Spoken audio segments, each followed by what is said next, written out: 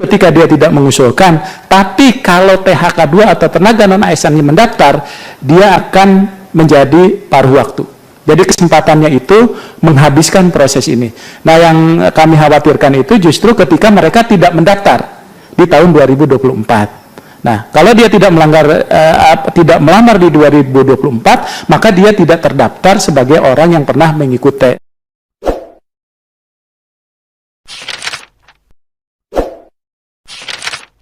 Yang pertama mungkin yang Bu Rosi tadi, bahwa seluruh warga negara kan memang memiliki hak untuk bisa melamar jadi ASN. Jadi kalau kita melarang malah kita melanggar undang-undang. Namun kami ada Permenpan 62 2020 yang memungkinkan tadi penugasan dosen PNS ke swasta. Jadi ada penugasan di luar instansi pemerintah dan di dalam instansi pemerintah. Yang penting dari Dikbudnya nanti ada penugasan ke perguruan tinggi yang bersangkutan. Jadi kami sudah siapkan Bu di Permen 62 tahun 2020. Koordinasinya sama siapa itu Pak? Nanti Ibu permintaannya ke Kemendikbud selaku instansi pembina. Kemenristek Dikti atau Kemendikbud? Kemendikbud. Nanti kan diktinya ada di Dikbud Bu, di sana. Kemudian yang kedua, barangkali nambahkan tadi izin Pak Menteri yang disampaikan Pak Harmen, guru itu memang diberikan kesempatan 2002-2023. 2024 ini kita selesaikan, mereka tetap ikut tes tapi dijamin lulus 100%. Tapi mereka harus terdaftar. Nah, bagaimana ketika formasinya terbatas? Ketika formasinya ada 100, yang melamar 150, yang 50 ini pun walaupun tidak ada formasinya tetap dinyatakan lulus dan dia akan menjadi P3K paruh waktu. Kenapa harus kita ubah statusnya? Karena setelah Desember sesuai pasal 66 itu tidak boleh lagi ada status yang lain. Sehingga dia harus jadi P3K walaupun P3K paruh waktu yang sedang kita atur di dalam Permenpan Pak saat ini. Nah, kemudian guru yang SKTT tadi memang dari Kemendikbud. SKTT itu ada dua Pak. SKTT untuk khusus itu prioritas dan tenaga honorer. Yang kedua SKTT umum. Walaupun nanti SKTT-nya yang umum lebih tinggi, secara berurutan yang akan dimenangkan walaupun dia nilainya lebih rendah dari yang umum, dia yang harusnya menang sesuai dengan Permenpan.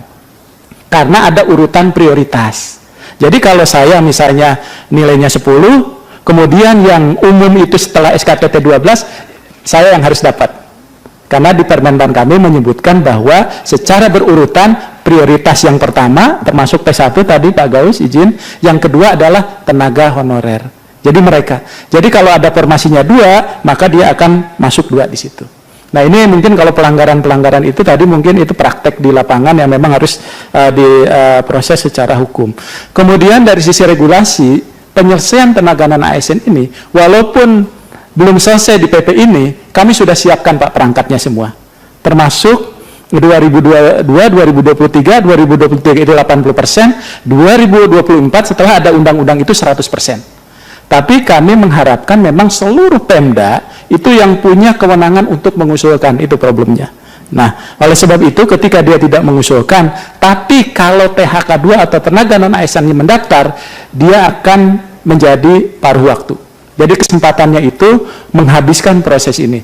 Nah, yang kami khawatirkan itu justru ketika mereka tidak mendaftar di tahun 2024. Nah, kalau dia tidak melamar di 2024, maka dia tidak terdaftar sebagai orang yang pernah mengikuti tes.